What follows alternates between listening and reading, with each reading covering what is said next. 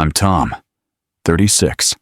I teach linguistics, and until the day Aaron died, I thought language could fix anything.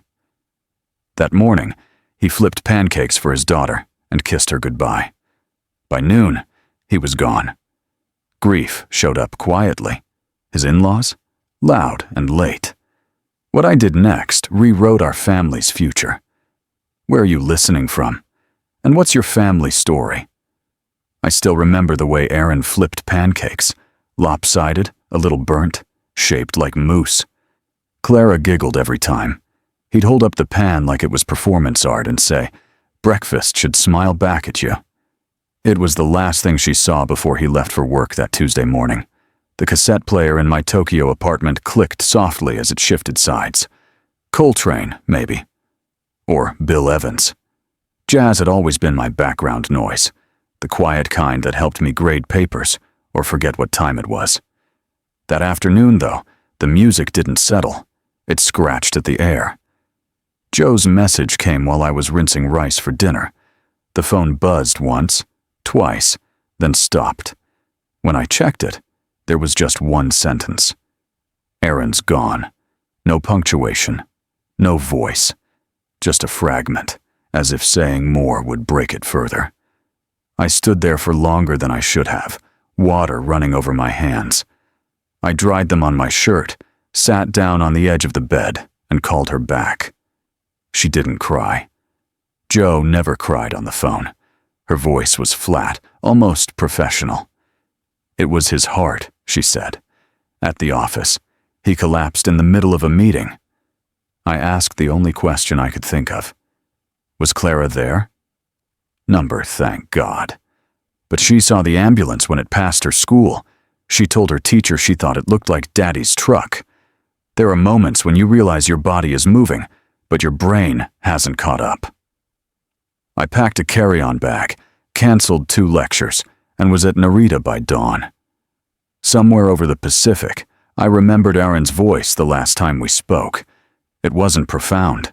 He'd called to ask if I'd found a Japanese version of that old board game we used to play, Stratago.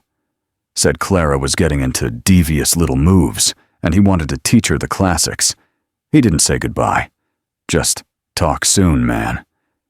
Detroit was gray when I landed. Michigan spring always felt like it couldn't decide between blooming and sulking. Joe picked me up at the airport. She looked smaller. Not physically.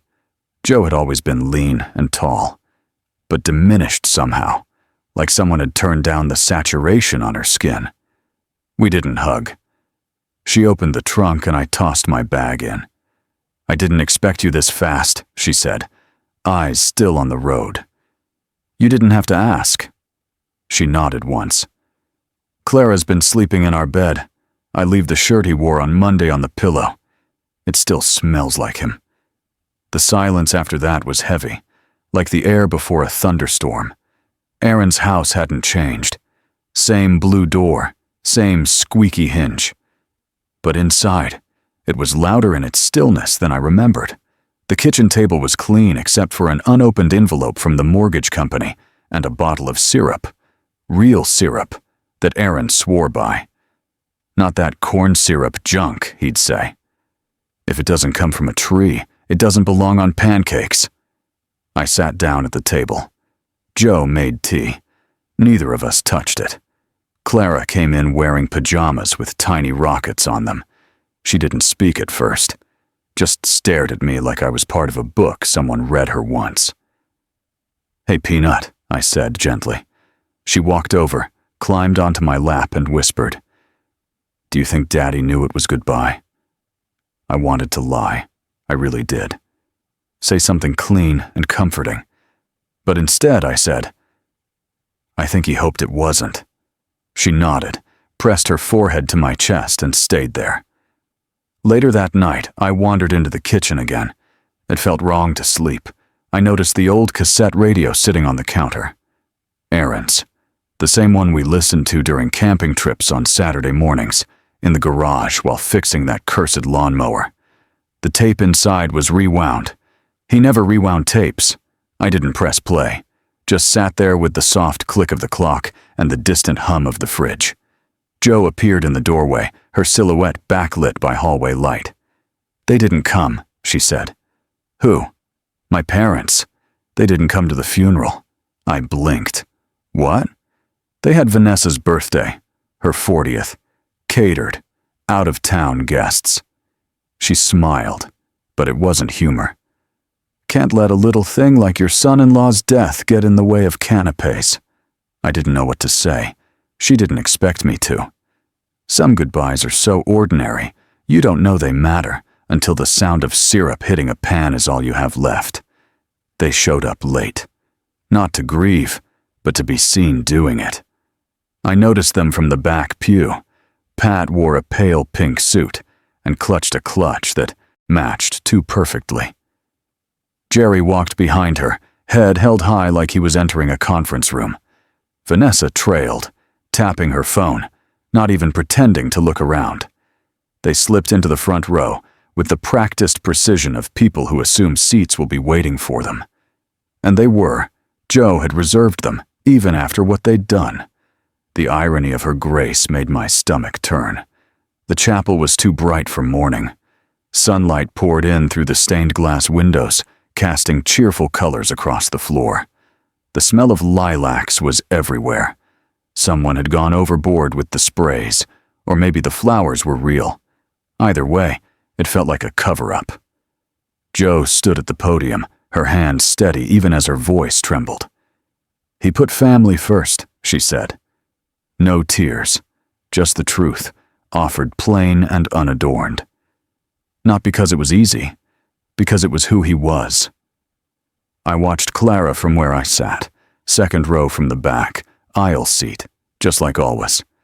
She was perched on the edge of the front pew, her blue dress slightly wrinkled from the car ride, her small fingers gripping the edge of Aaron's old flannel, which she insisted on carrying everywhere now. Vanessa glanced up briefly when Jo mentioned Aaron's name, then went back to scrolling. Jerry leaned toward Uncle Charles and whispered something. Charles nodded, didn't look up.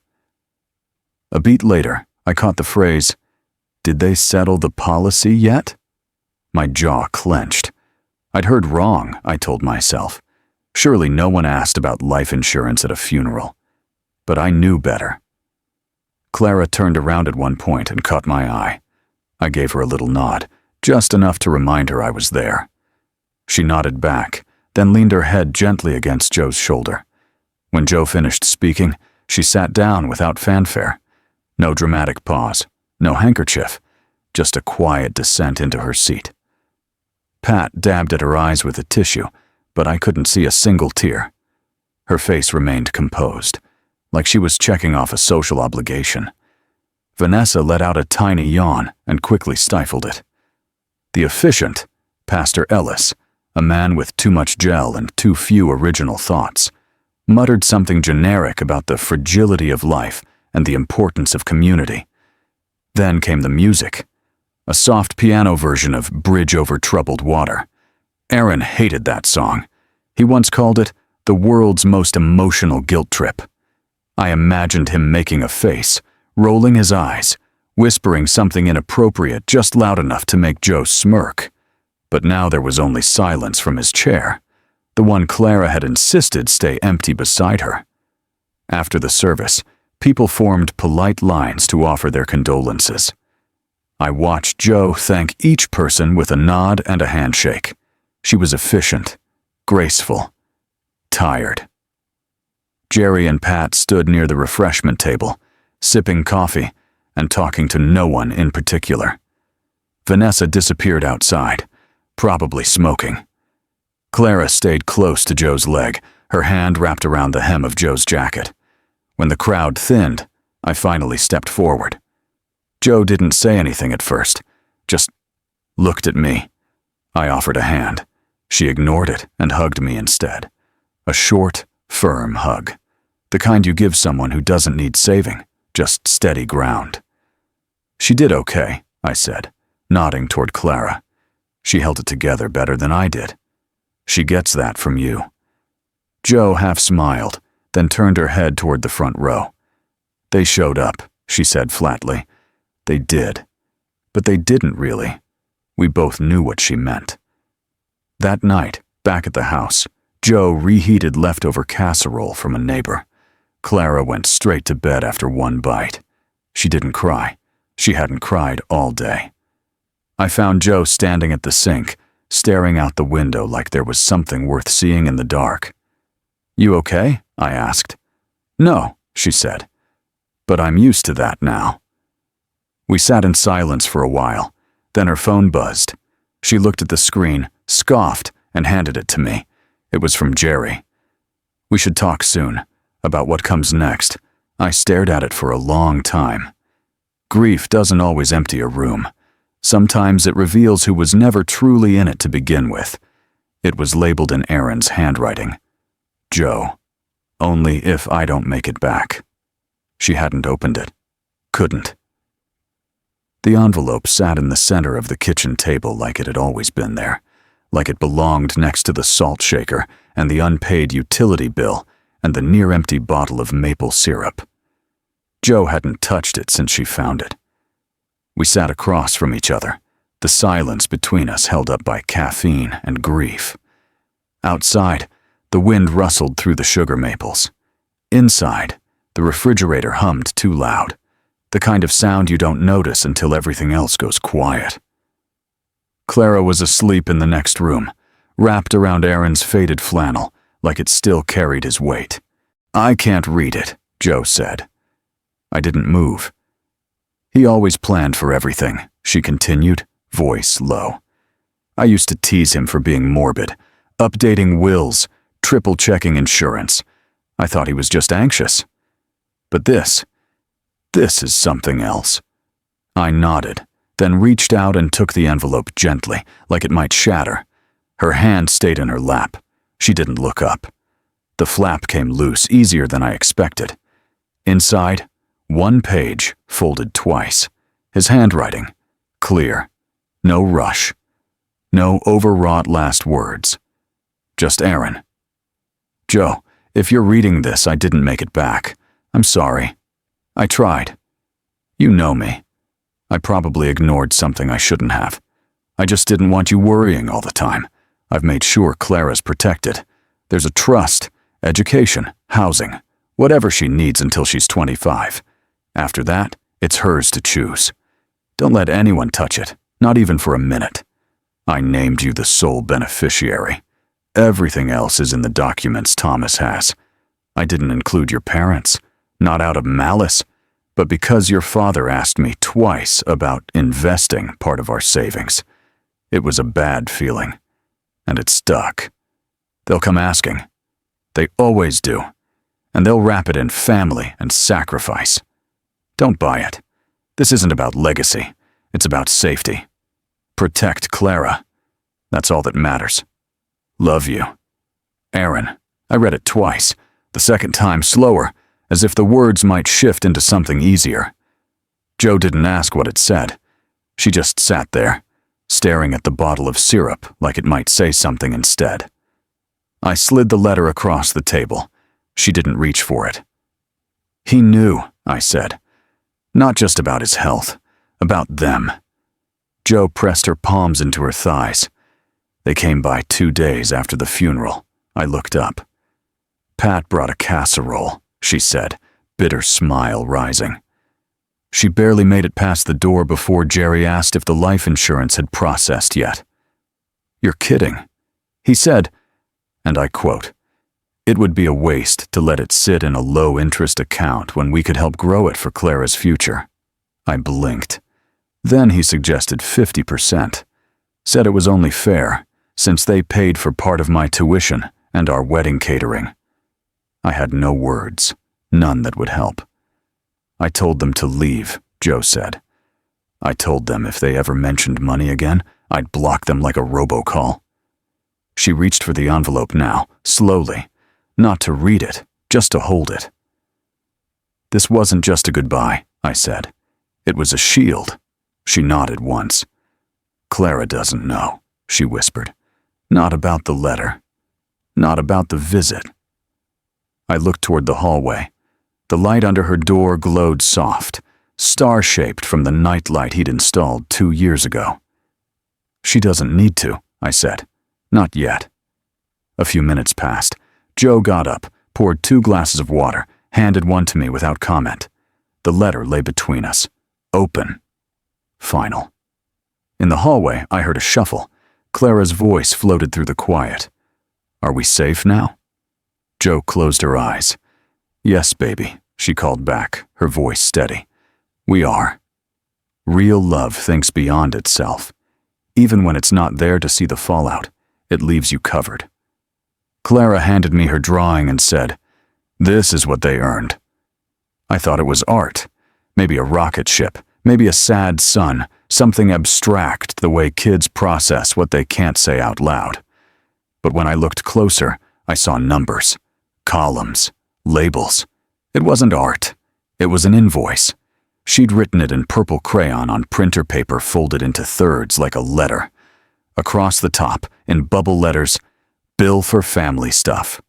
Below that, hugs when dad died, $0. Helped mom, $0. Brought meals, $0.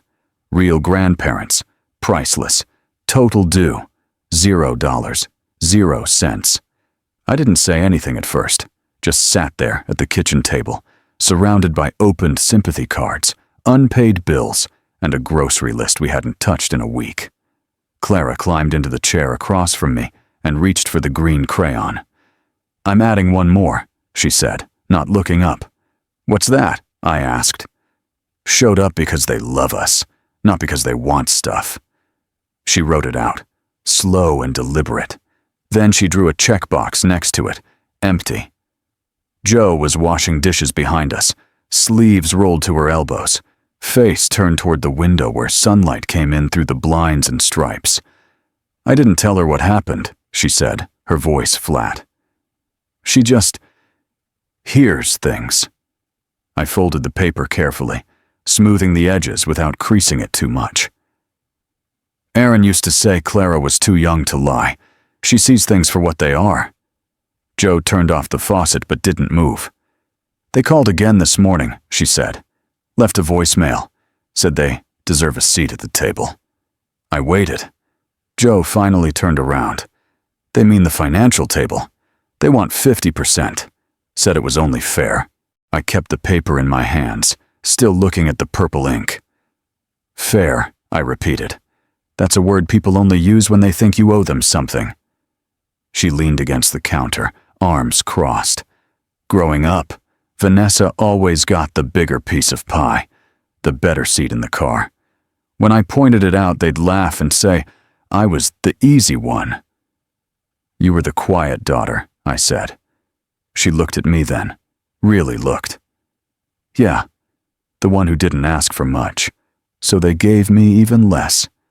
Clara interrupted us by standing on the chair. She held her drawing up high, like a lawyer presenting evidence. We should mail this to them. Joe blinked. Sweetie, it's just something you made. It's not. Clara cut her off. It's true. Joe walked over and pulled her into a hug, burying her face in her daughter's hair. She shouldn't have to know these things, she whispered. She does, I replied. The question is what we do with it. I reached for an envelope from the pile of mail and slid the crayon invoice inside, carefully. We may need this. Clara looked up. Is that what grown-ups do? Keep proof? Sometimes, I said. Sometimes grown-ups lie and paper doesn't. She nodded once, like that made perfect sense. The room went quiet. Even the fridge seemed to hush. Then Joe's phone buzzed on the counter. She picked it up, read the screen, and exhaled through her nose. It's them. Jerry? I asked. She nodded. Family meeting. Sunday. 2:00. Bring Clara. Let's be civil. I laughed without humor. That always means the opposite. Joe didn't laugh. She just stared out the window again, this time at nothing. Children may not know accounting, but they sure as hell know what's been paid, and what's overdue. Joe spread the paper across the table. Columns, figures, percentages. It wasn't a spreadsheet. It was a warning shot.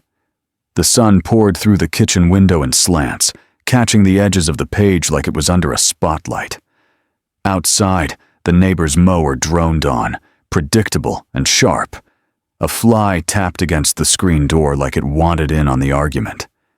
She didn't speak right away, just placed the document gently in front of me, her hands trembling ever so slightly.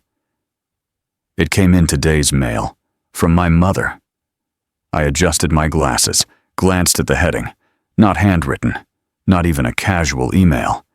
This was typed, formatted, printed on letterhead that read, McAllister Family Council.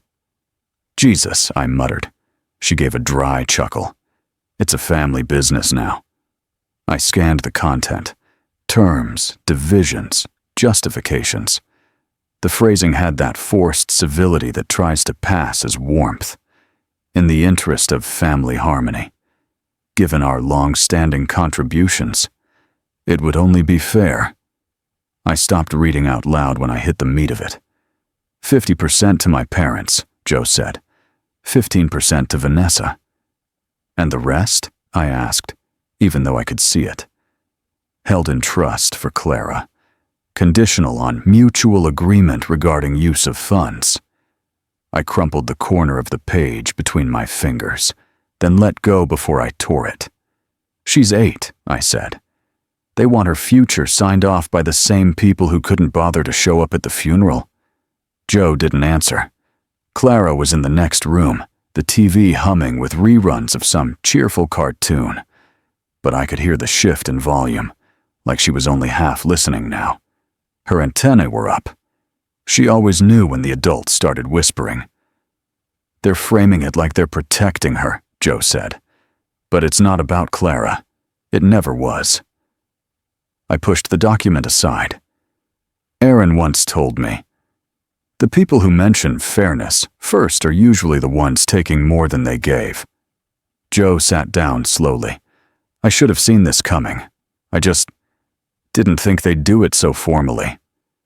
It's easier to attack someone if you put it in 12-point Times New Roman, I said, trying to soften the edge. We sat in silence for a while, the hum of summer pressing in from all directions. Then Clara padded in, barefoot, hair a little wild from lying on the couch. She picked up the paper from the table and looked at the bolded numbers. Do we get to vote on this? She asked. Joe blinked. What? Clara held up the sheet. It says what they want. What about what we want?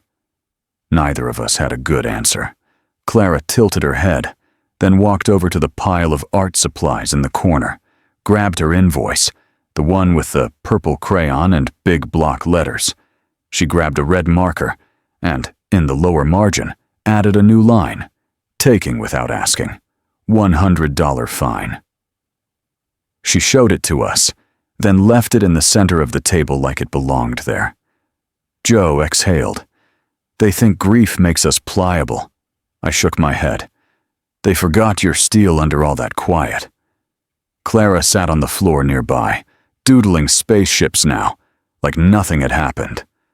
I watched her, thinking how some inheritances come with more math than love, but some debts aren't financial. They're moral, and they compound interest fast. Kevin would have understood, Pat had said. Joe had smiled politely. That was the day of Vanessa's birthday, and the day of Aaron's burial. Now, as we sat on the porch swing, a long, heavy hush stretched between us. The sun was bleeding into the treetops, turning the yard gold, then amber, then something close to sorrow. The cushion beneath us creaked when Joe shifted. She was holding a mug she hadn't sipped from in 20 minutes. I'd offered coffee. She'd asked for tea.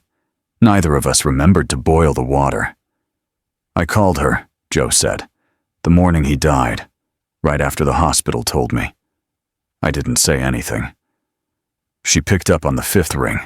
I could hear music in the background, clinking glasses, someone laughing. She said, Joe, can I call you back? We're in the middle of Vanessa's party. I looked at her.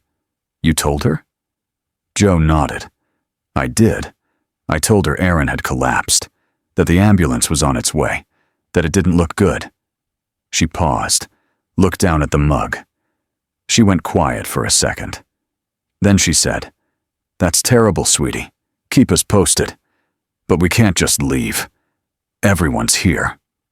Her voice didn't rise. It barely moved. I waited. Joe glanced out at the edge of the yard, where the fence leaned like it didn't want to stand up anymore. "I got the final call. He didn't make it, about 20 minutes later." "And she didn't come?" I asked, already knowing the answer. She texted later that night, said it was such a shock, that she'd light a candle for him, and Jerry. Joe gave a small, humorless laugh. He added a PS, asked if I'd gotten the insurance paperwork started yet, said it was important to be timely. I felt my hand curl around the armrest of the swing, squeezing until the old wood creaked. Joe didn't notice, or maybe she did, but had long stopped reacting to other people's anger. It was a catered thing, she said. Outdoor bar, tent lights, live jazz, Vanessa's 40th. I could picture it. Linen-draped tables, fake laughter, the clink of wine glasses, and somewhere, Joe, alone in a hospital hallway with her husband's wallet in a plastic bag, and a nurse asking about organ donation. Vanessa posted pictures, Joe said. Next day, captioned one of them, "Life's too short not to celebrate." I winced. "I've always been the quiet one," she said. Vanessa was loud, demanding. My parents said I was easy, that I didn't need as much. I let that sit, then asked gently, "Have they ever shown up when it cost them something?" Joe blinked, looked over at me like I'd asked her a question in a language she hadn't heard in years. "I mean it," I said. "Any big moment. Were they ever there when it wasn't convenient? When it wasn't celebratory or Instagram-worthy?" She didn't answer right away. She leaned forward, placed her mug on the porch railing, then folded her hands in her lap. "No," she said. They weren't. The sun was nearly gone now. Shadows stretched across the lawn like long, slow fingers. "Maybe," Joe whispered, "I'm done asking them to show up." A breeze moved through the trees, not loud, just enough to rattle a few dry leaves, early for the season. I turned toward her. "You don't owe them more invitations." She nodded. Not an agreement exactly. More like she was registering it as a truth she already knew but hadn't spoken aloud. Behind us, the screen door creaked. Clara appeared barefoot, her pajamas wrinkled, hair flattened on one side. "I couldn't sleep," she said. Joe held out a hand. Clara climbed up onto the swing beside her, curling against her mother's side. "Did Daddy go alone?" she asked. The question hit like a stone dropped into a lake. No splash, just weight. Joe pulled her close. "No, baby, he had us. Even if we couldn't be right there, we were with him." Clara was quiet a moment, then nodded. "Okay." Her eyes fluttered closed, breathing even. Joe looked at me over her head. There was pain there, but something steadier, too. We sat like that until Joe's phone buzzed on the windowsill. She reached for it, careful not to wake Clara. I watched her read the message. Her lips tightened. "Family meeting confirmed," she said. "Sunday, 2 p.m. sharp. Bring Clara." I stared at her. They really said that. She handed me the phone. I read it myself. "Jerry, family meeting confirmed. Sunday, 2 p.m. sharp. Bring Clara. Let's be civil." I handed it back. "That last line is always a red flag." Joe said nothing, just stroked Clara's hair. There's a certain silence that follows being passed over too many times. It doesn't sound like anger. It sounds like resolve. The door opened before we knocked. That's how I knew they'd rehearsed this. Jerry stood in the frame, arms crossed, smile already fading when he saw me standing beside Joe. He gave a short nod, acknowledgement, not welcome, and stepped aside without a word. Inside, the McAllister living room looked like it had always looked. Tidy, quiet, performative. Framed photos of Vanessa lined the walls. High school awards, graduation, art show photos printed too large. There was one of Joe, too. Kindergarten. It hung crooked in the hallway where no one passed. Clara's hand clutched Joe's as they stepped in together.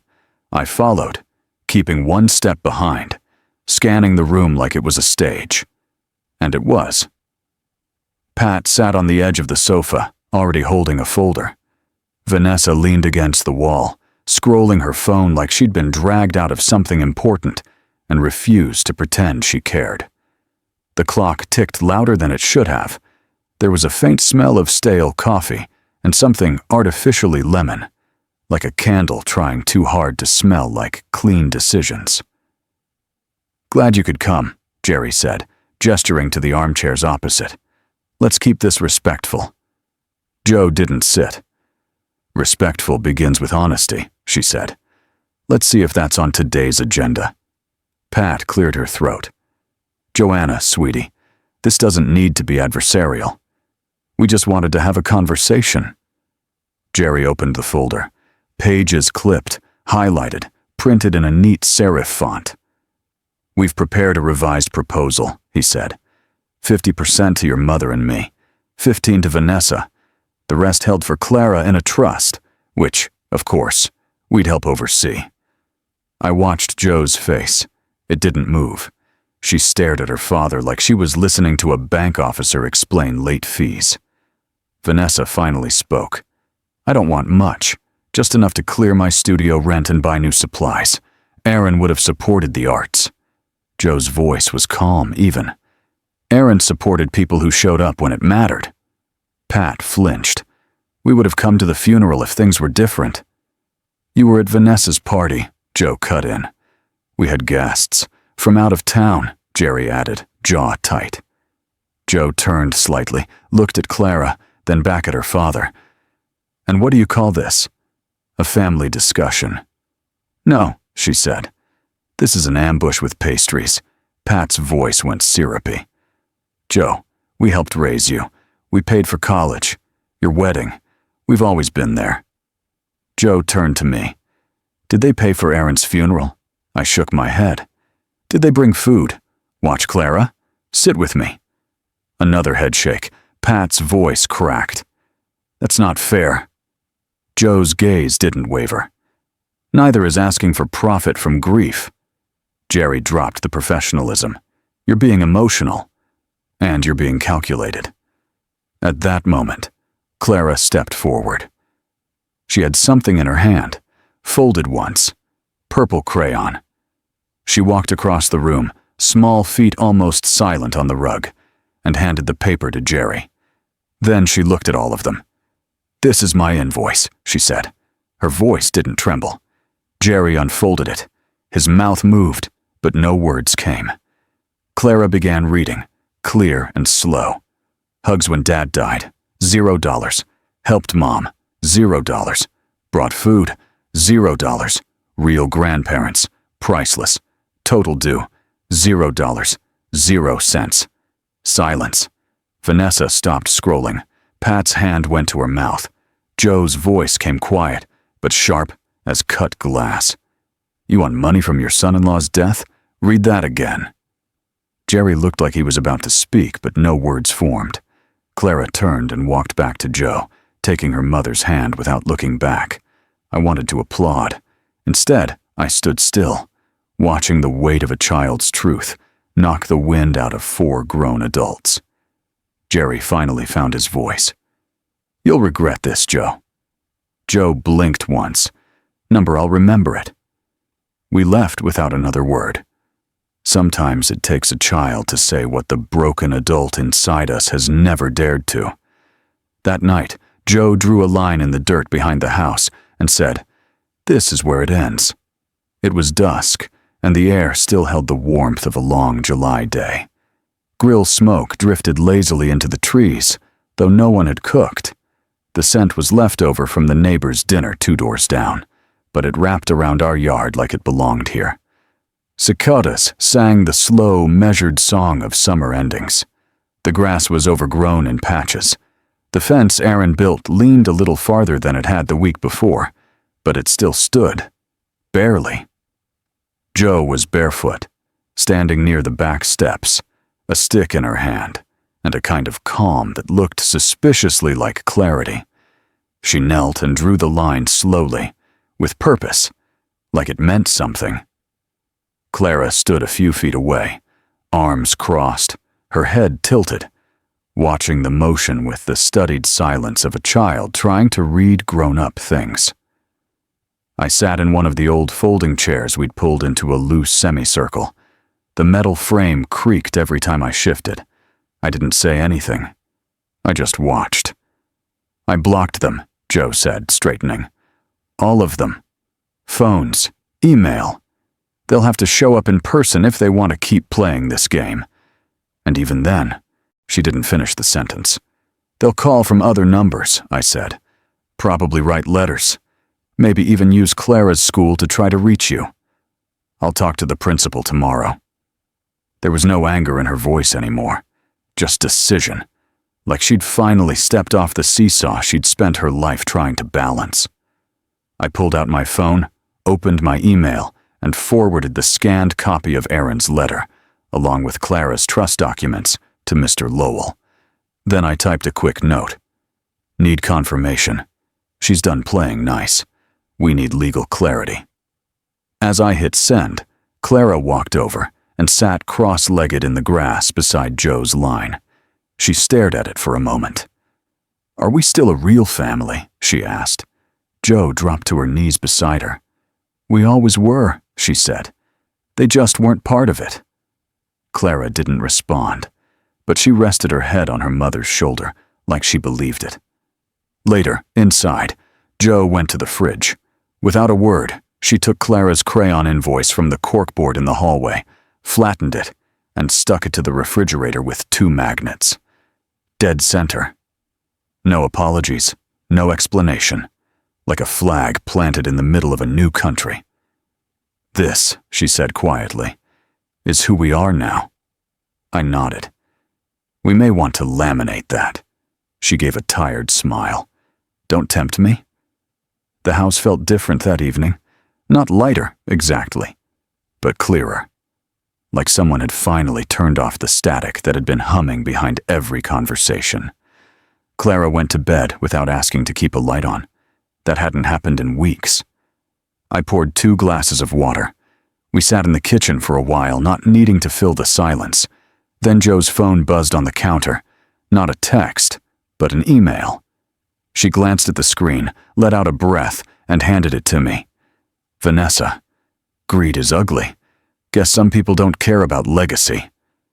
Jo didn't say anything, just walked over to the fridge, looked at the invoice again, and shook her head. I deleted the email for her. Protecting your peace doesn't mean building walls. It means knowing where to stop mowing the lawn. I wasn't the one the letter was addressed to, but as I read it, it felt like Aaron had written it for both of us. The envelope had been sitting on the counter for days, folded, sealed, a little scuffed on one corner, like Clara had touched it with sticky fingers, and no one had noticed. Jo found it when she cleaned out Aaron's nightstand, tucked inside the drawer next to an old watch and a half-used tin of hand salve. It was marked, simply, for Jo. Read when it's time. This morning, Jo passed it to me across the porch table without a word. The coffee between us had gone cold. Autumn had begun to arrive in quiet ways. Wind through the cornfields, rustle in the tall trees, the smell of dry leaves and old wood smoke riding the air. I held the letter for a minute before opening it. I expected legal details, numbers, a final, do this, not that. Instead, I got Aaron. Jo, if you're reading this, I'm not there anymore. I hate that, for both of us. But you know me. I worried quietly. This letter was my version of a seatbelt. First, the basics. You and Clara are the only beneficiaries. Everything's set up legally. Lowell has the files. There's a trust for Clara that can't be touched until she's 25, unless it's for her education or health. Now, the part that matters more. Your father came to me twice, Joe. Both times, it started with an opportunity. Real estate, a family investment, something that would benefit everyone. That never felt right. I told him no, but he didn't stop asking. They'll come to you. They'll make it sound reasonable. They'll say it's about fairness. You know better. Protect Clara. And protect yourself. Because if I were still here, I'd be standing in front of both of you. But since I can't, this letter is what I have left. I loved you more than I ever knew how to say out loud. Aaron, I read it again, slower this time. The air shifted, like the porch had taken a deep breath with me. Jo sat across from me, elbows on her knees, hands clasped tight. He saw it coming, she said, almost too quietly for the wind to hear. And he still chose to stay close to them. Until the end. I nodded. Because of you. And Clara. She looked at me. Her eyes didn't shine with tears, not anymore. Just something deeper. Something older than grief. I opened my laptop, attached a scanned copy of the letter, and typed a short email to Mr. Lowell. Aaron's instructions confirmed. Trust untouched. Request your confirmation again. Their legal standing. They're circling. He responded in 13 minutes flat. Tom, everything is in order. The will is clean. The trust is untouchable. They have no legal claim. Stand your ground. And tell Jo she's not alone. Lowell. Jo read the reply over my shoulder and let out a long, steady breath. I thought reading it would break me, she said. But it's more like a second spine. Clara wandered out a few minutes later, barefoot in fleece pajamas, holding a cereal bowl that was more milk than cereal. Why are you both whispering? She asked. We're not, Jo replied with a soft smile. We're just remembering. Clara sat between us on the porch steps. The three of us watched the trees sway. It could have been any morning, except now we knew, really knew, who we were protecting and why. Just before lunch, Jo's phone buzzed. She picked it up, frowned, held it out to me. From McAllister Legal Counsel. Subject, proposal for mediation. In the spirit of family unity and financial fairness, we propose an informal mediation to explore mutual benefit and equitable distribution. I stared at it for a moment, then looked at Jo. She didn't roll her eyes, didn't laugh. She just asked, Do we need to answer now? No, I said, but we will. And we'll use our own words this time. Some wills aren't just about money. They're about a man protecting peace he knew he wouldn't get to live in. The school called at 11:03 a.m. Your mother-in-law is here to pick Clara up. I was standing in the kitchen, waiting for coffee that refused to drip faster. Jo had gone upstairs for a shower.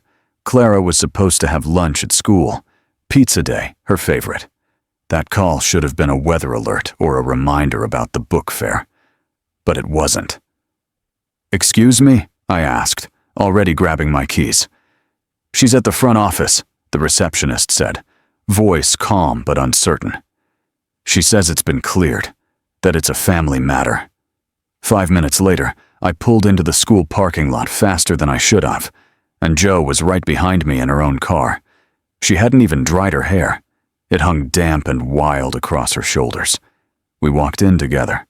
The front office was bathed in that cold fluorescent light schools never grow out of, everything slightly too bright, too clean, too emotionally sterile.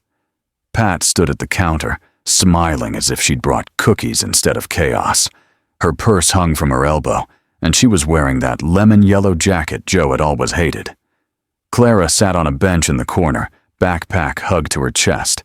She wasn't crying, but her mouth was tight and her eyes were locked on the floor. The receptionist looked up. You must be Ms. Mercer, she said to Jo, then turned to me. And Thomas Mercer, Clara's uncle, legal co-guardian. Pat turned. Oh, good. You're here, she said, all sweetness. This was just a misunderstanding. Joe stepped forward, voice calm but sharp. You're not on the pickup list. We've reconciled, Pat said. Clara deserves her grandparents. She didn't object when I told her I was taking her out for lunch. Clara's voice, barely above a whisper, broke the silence. I didn't say she could take me. Joe went still. Not frozen. Controlled. Like a steel trap just before it snaps.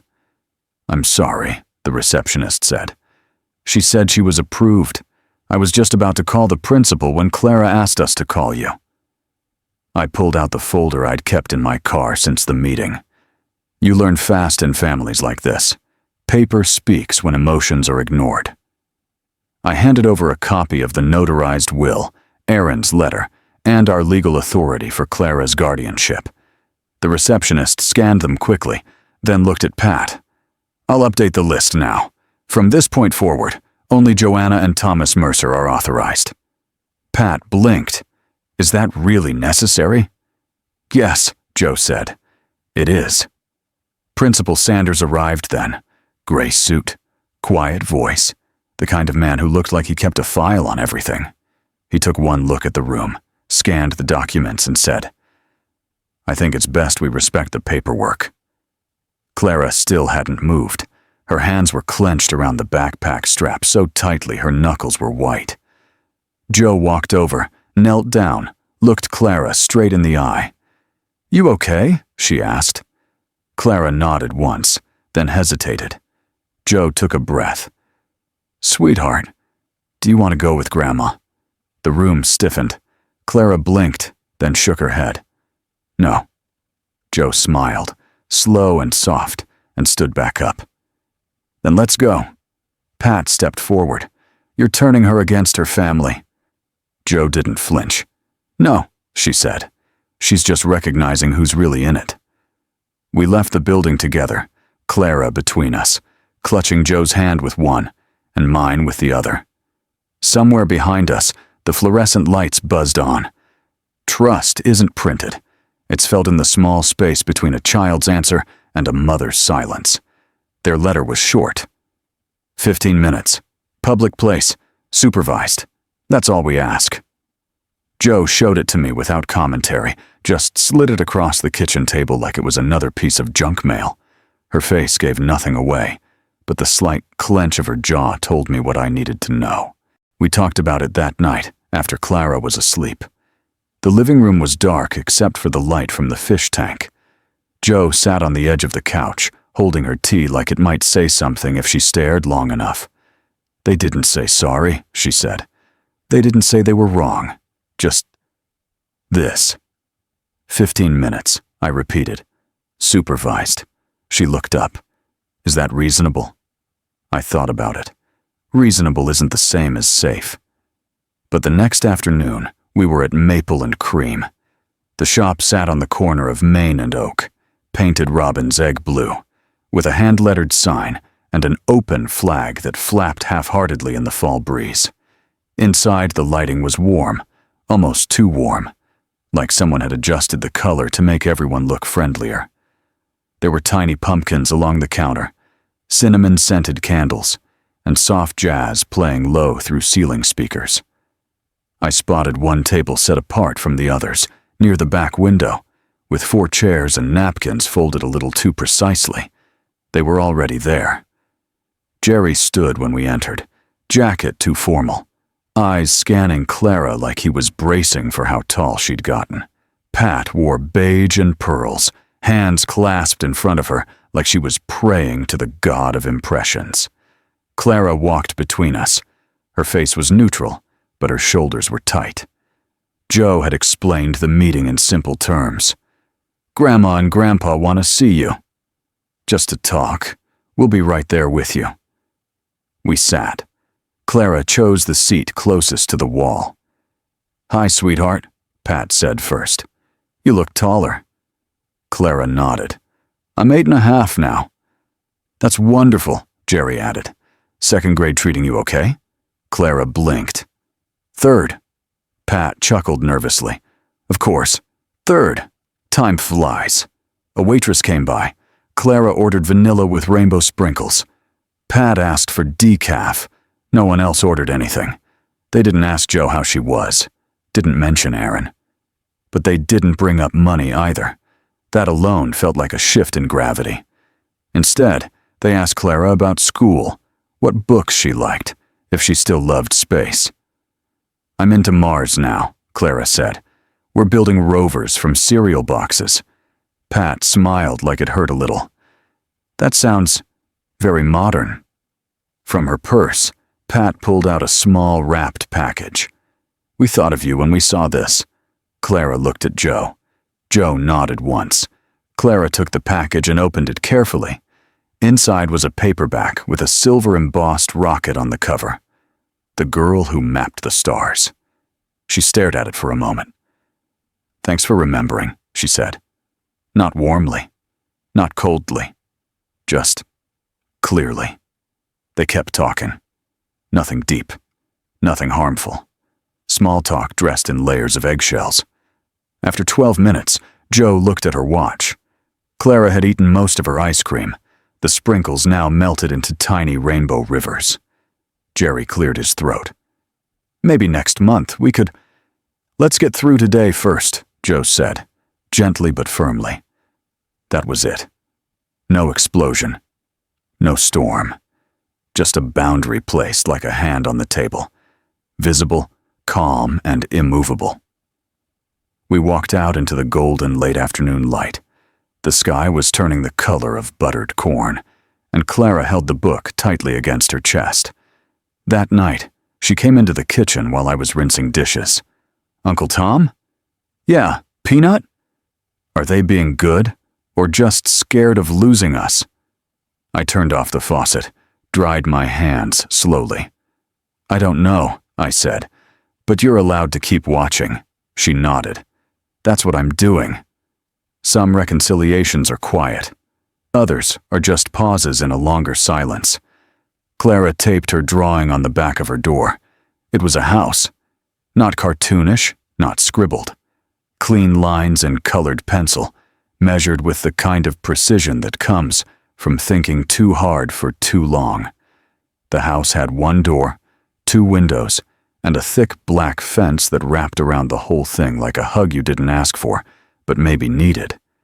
Inside the fence were 3 stick figures, one tall with wild hair, Jo, one taller with glasses, me, and one small centered between us, Clara. No one else. Jo saw it before I did. She didn't say anything, just rested a hand gently on Clara's back and let her tape it up with care. Aaron used to say, "Draw the line once. Redraw it only if you want to confuse them." It was his parenting motto, especially when Clara was 2 and obsessed with pushing limits. He believed in boundaries, not as punishment, but as protection.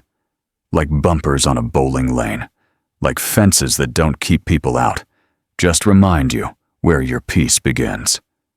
That evening, the living room hummed softly with the crackle of an old record spinning something slow and steady. The kind of jazz you don't dance to, you just let it keep you company. Clara was on the floor, surrounded by a mess of papers, star charts, a family dictionary in progress, and 2 pairs of scissors she refused to use because they were too pointy. Jo sat on the couch reading Aaron's letter again, her lips moving silently with the words she now knew by heart. I stood in the kitchen with my phone in hand. The subject line of the email read, "Job offer, Briar Falls University short. Director." No exclamation point. I liked that. It was a 1-year appointment with the option to renew. Assistant professor. Linguistics department. Local. Stable. Close. I didn't open it right away. Just let it sit there on the screen like an unopened gift you're not sure you deserve yet. Dinner was quiet, but not uncomfortable. Clara asked Jo to pass the carrots. Jo asked me if we had any more Dijon. We didn't mention Aaron. We didn't mention her parents. We didn't need to. It was the first meal since the funeral where no one said sorry or remember when. And maybe that was progress. After dinner, Joe helped Clara hang a new constellation map above her bed. The North Star was circled in red. Clara explained that it didn't move, even when everything else did. "It's how sailors knew where home was," she said. Joe smiled and kissed the top of her head. Later, in the hallway, I watched Joe reread the drawing on the door. "Maybe it's okay if our family isn't big," she said, "as long as it's enough." I nodded, and she didn't expect more. That night, after Joe went to bed, I checked on Clara. She was already asleep, limbs tangled in bed sheets, one hand still gripping a colored pencil. I stood in the doorway for a while, the glow-in-the-dark stars on her ceiling flickering like weak signals in a sky too wide. Then I whispered, "She's got her walls up." But this time, we're on the inside. You can't rebuild the whole world, but you can redraw your four walls and invite only those who'll honor the roof. The envelope had no return address, just a note inside that read, "We'd like to attend Kevin's memorial, if that's allowed." Joe held it like it might vanish if she breathed too hard. No logo, no letterhead, just one line, typed, signed with two first names, Jerry and Pat. She didn't say anything right away, just slid it across the kitchen table to me, while I folded Clara's constellation-themed napkins for the gathering. I looked up, expecting a reaction, but Joe's face was unreadable. "They want to come?" I asked. She nodded. "It's not a demand. It's not even a request, really." "No strings," I said. "At least not visible ones." Clara sat at the counter drawing a new map. This one with stars shaped like letters that if you tilted your head just right, spelled D-A-D. She didn't ask about the envelope. She didn't have to. Kids sense when something in the room is heavy. "Do you want them there?" I asked Joe. "I don't know," she said, "but I don't need them not to be." That was new. Not forgiveness. Not even acceptance. Just room. We set up the backyard the next morning. It was early October, the kind of afternoon that smelled like apple skins and damp leaves. The trees had started their slow undressing, and the grill stood idle, cleaned for the first time since summer. Aaron had loved grilling, even if half the time he overcooked things and pretended it was extra crispy on purpose. 3 lawn chairs faced a makeshift display, photos of Aaron arranged on a fold-out table, some framed, some just printed on matte paper and held down by smooth stones Clara had gathered from the creek near the edge of town. There were pictures of him with Clara on his shoulders, with Joe asleep on his lap, with me in college when we both had regrettable facial hair and dreams that aged out of us. They arrived on time. No fanfare, no awkward gifts. Just Jerry in a weathered blazer and Pat in flats that looked like they hadn't seen grass in years. They approached the group quietly. About 15 people were already there. Neighbors, a few of Aaron's old co-workers, Joe's friend from the clinic. No one looked surprised to see them. No one moved to greet them either. Joe had told them in her reply, "You're welcome to attend. There will be no speeches, no spotlight. We're remembering quietly." They sat on the far end of the circle, next to the hydrangeas. Pat held something on her lap. I only realized what it was when Clara walked over and they handed it to her. A photo album. Not fancy. Just one of those plastic sleeves in a binder types from office supply stores. Clara took it, sat cross-legged in the grass, and flipped through the pages. No one interrupted her. No one rushed. She stopped at a photo about halfway through, one I hadn't seen. Kevin in the garage, bent over a bike, Clara sitting nearby with her helmet on backward and a giant grin on her face. Joe gave her speech standing barefoot on the patio stones. "This isn't a formal memorial," she said. "It's a space for anyone who wants to sit in it." She looked at no one in particular. Maybe all of us. Maybe just the sky. Aaron protected what mattered. He didn't post about it. He didn't announce it. He just did it. Quietly. Fully. I think the best way to honor him is to keep protecting what he built. The wind shifted. Leaves rustled in response. Someone sniffled. It might have been me. When it was over, people lingered. Conversations floated gently. Clara asked if she could keep the photo album in her room. Joe nodded.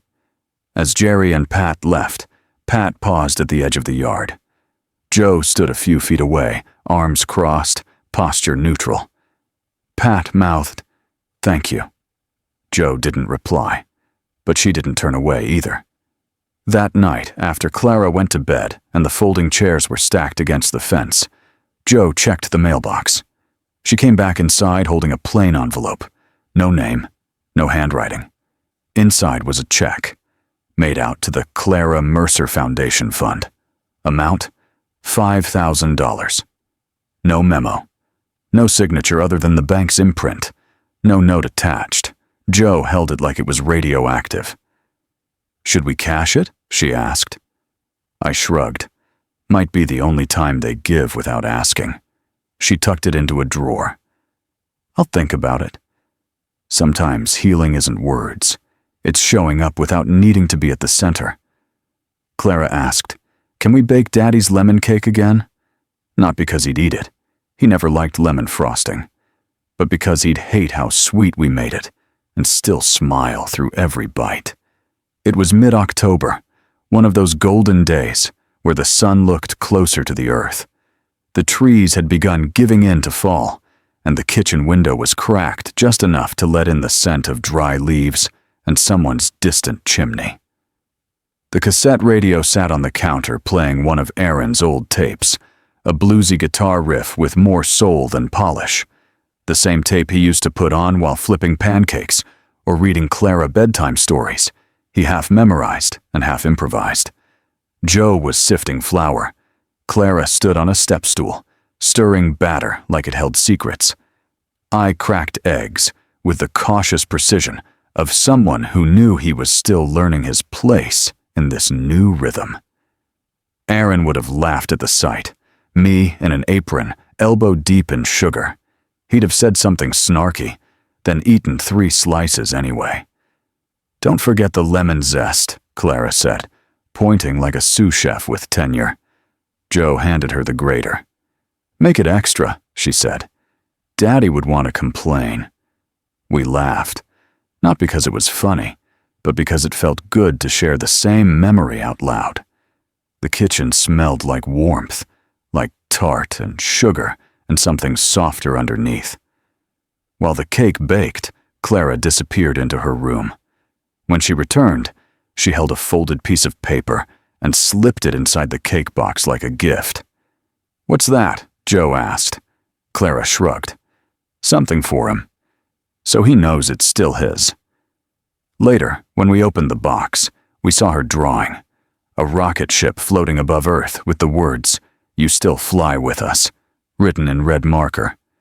She'd added 3 stars underneath, labeled, "Me, Mom, Tom." We let the cake cool, added a frosting layer that would have made Aaron wince, and packed 3 slices in wax paper. That evening, we drove to the lake, the same spot where Aaron used to take Clara to search for space rocks, which were really just smooth, flat stones he skipped when she wasn't looking. His bench was still there, weathered, a little lopsided. We sat in silence, Clara in the middle, Joe's hand resting on her knee, mine resting on the bench itself like it could remember his weight. We left 1 slice on the armrest, covered lightly with a napkin to keep the bugs out. Clara placed her drawing underneath it. "He'd be annoyed at the icing," Joe said, smiling softly. Clara nodded. "And still eat 2 pieces." We stayed until the sun dipped low enough to turn the lake into copper. Back home, Clara brushed her teeth without being asked, then crawled under the covers with her constellation quilt pulled up to her chin. Before turning out the light, she looked at me and said, "I think I'm okay with the 3 of us, for now." You don't erase someone to move forward. You stir them into every sweet thing you keep making. My family is small, Clara told her class, but it's not broken. It's chosen.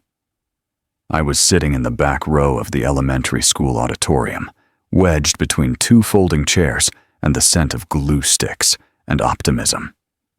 Jo sat beside me, hands clenched tight in her lap. She hadn't spoken since we walked in. The stage was crowded with cardboard displays and proud, fidgeting kids. Bright-colored paper leaves dangled from construction paper trees.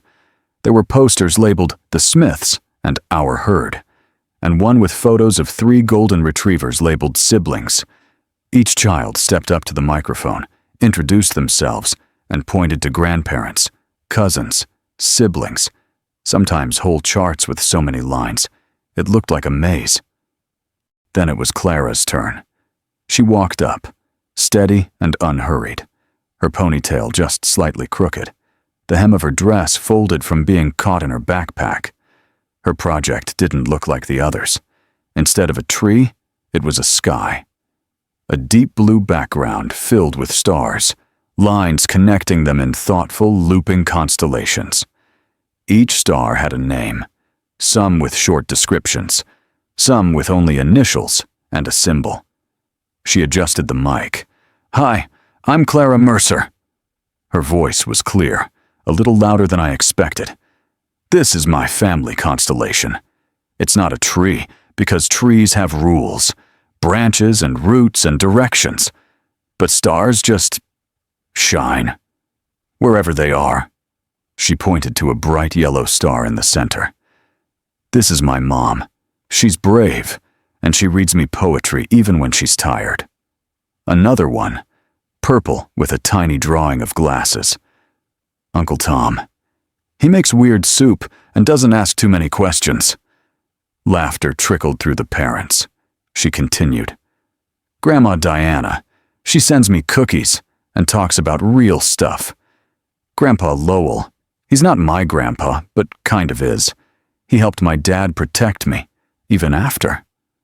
There was a pause, a catch in the air. "My dad's a star, too. You just can't see him during the day." Jo's hand moved to her mouth, not to hide tears, just to keep something sacred from spilling. Clara didn't flinch.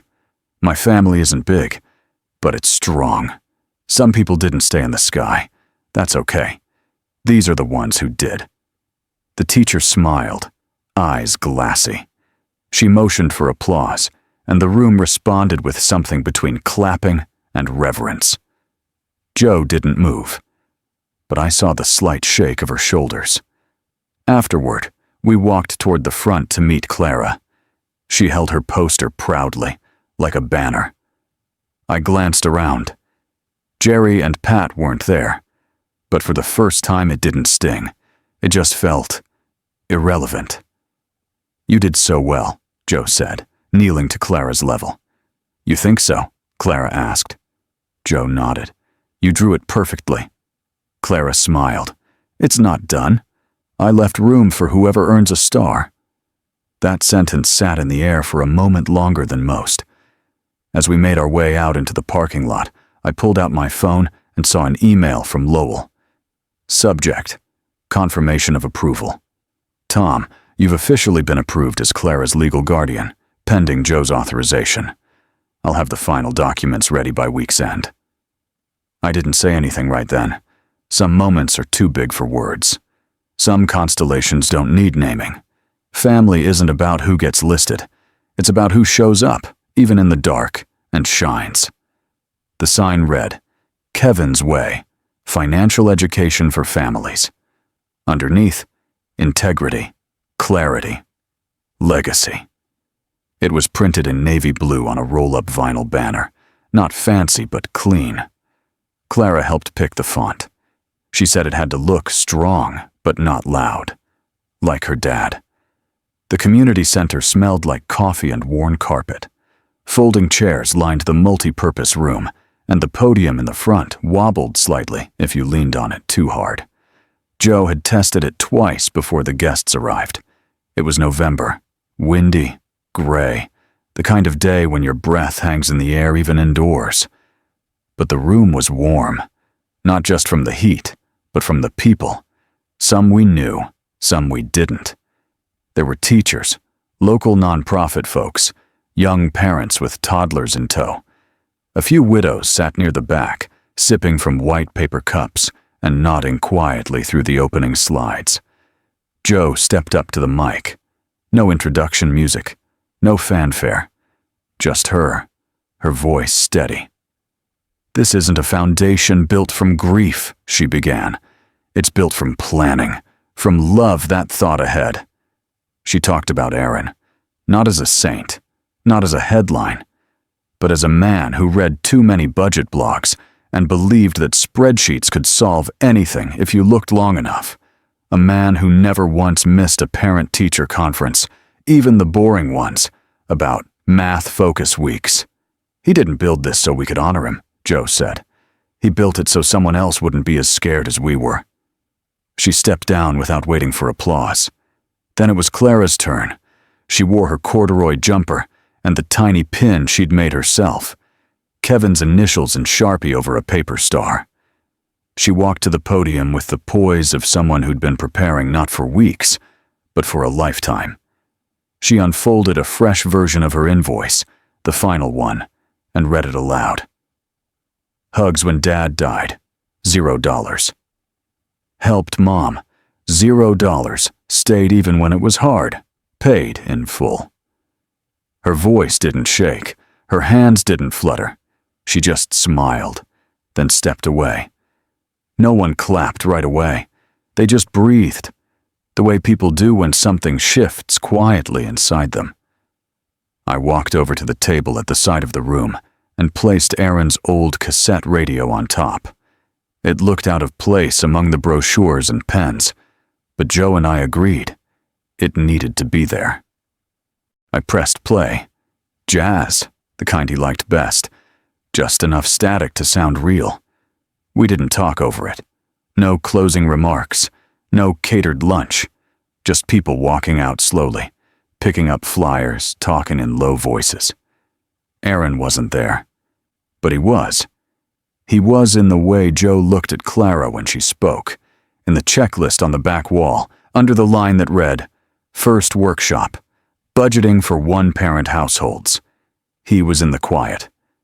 Later, the three of us walked home together. The wind had died down, and the sky was soft with early sunset. No one said much, but none of us walked behind the others.